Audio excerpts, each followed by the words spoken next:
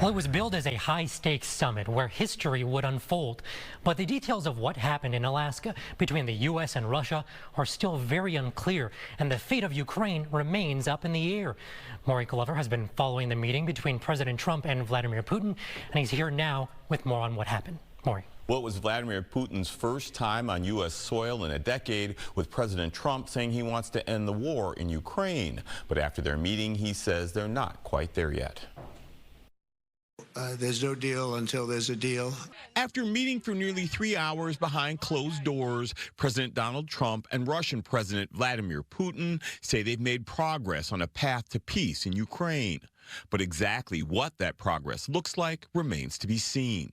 I will say that I believe we had a very productive meeting. There were many, many points that we agreed on, most of them, I would say, a couple of big ones that we haven't quite gotten there, but we've made some headway. Earlier in the day, the two heads of state met in person on the tarmac for the first time since Putin invaded Ukraine 3.5 years ago.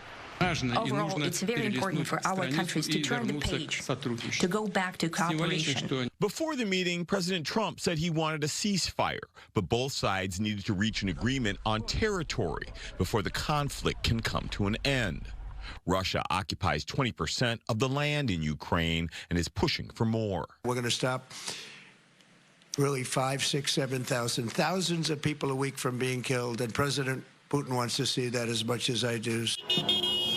Meanwhile, about 1,000 people demonstrated in Anchorage to show their support for Ukraine as the world leaders left the door open for more negotiations. We'll speak to you very soon and probably see you again very soon. Thank you very much, Vladimir.